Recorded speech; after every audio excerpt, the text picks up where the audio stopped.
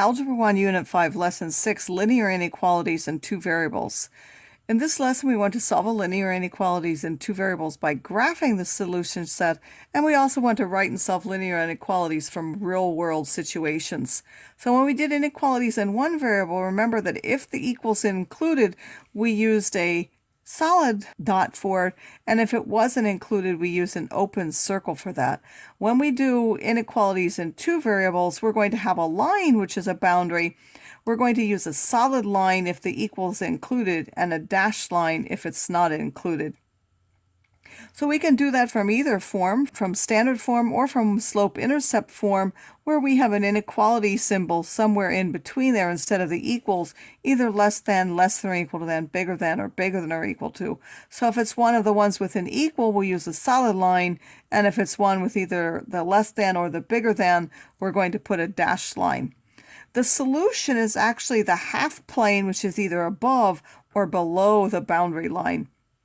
If we have it in y equals mx plus b form, if it's bigger than or equal to, that's always above the line, and if it's less than or equal to, that's below the line. Sometimes it's not as easy to tell what that means, and then we can always pick a test point that's not on the line itself. If 0, 0 is not on the line, that's the easiest test point to use. If we put 0, 0 in and it makes it true, then everything on the side with 0, 0 is a solution. If 0, 0 makes it false, then everything on the side without 0, 0 is true. Such as here, we can tell that 0, 0 was not a solution because it's not shaded. Here was our boundary line, and we shaded everything above that.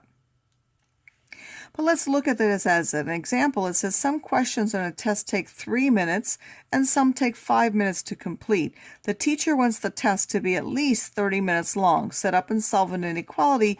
Give two specific solutions and what they mean.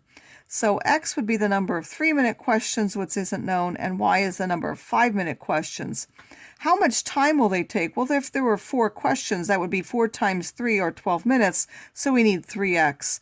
If we had 6 5-minute questions, we would have 6 times 5 or 30, so we would need 5y. We want that to be at least 30 minutes, so when we add the times for the two things, that has to be bigger than or equal to 30. This one we can graph easily by the intercepts standard form. If we set y equals to 0, we get the x-intercept will be 10, so we graphed over here at 10. If we set x equals to 0, we get the y-intercept. We divide both sides by 5, we'll get y as 6, so I put that as 6 and then connected those points. Or we can see that this is now minus 6 over 10, which is minus 3/5, so I can also go down 3 and over 5 or over 5 and up 3 to find other points. And then if I put 0, 0 in here, that would make 0 is bigger than 30. 0 is not a solution, so that means the points on this side of the line are not solutions and the point on the other side of the line are, so we would shade everything on the other side.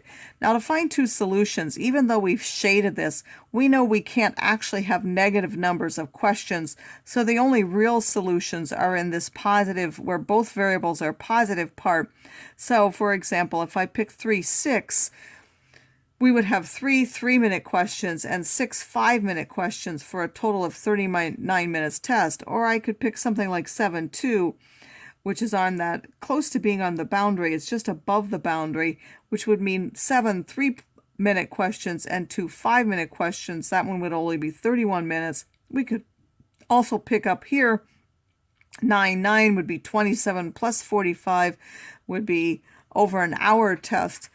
That all of those would meet the restrictions, and of course the teacher could pick the ones that gave closest to the time that she wanted. I'll make a note here that you can do it on your graphing calculator, but you have to know whether to shade above or below. So the only reason that you would want to do this is if you wanted to, say, print a graph out for someone instead of doing it by hand. You would still have to figure out for yourself whether to shade above or below. So this slash symbol for at the beginning on your TI, this is for your TI-84, Casio is different. You would put the slash there. You would have to change that to a solid if you want to shade above. So that's for the bigger than or equal to. And then for less than or less than or equal to, you would have to change that symbol to going this way. It doesn't distinguish between whether the boundary line is included or not, so you would have to know what to actually use on the graph.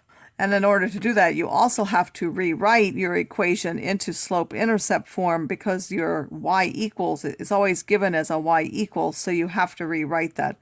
So because of the amount of work, using your graphing calculator isn't that useful. You have to know what to do anyway.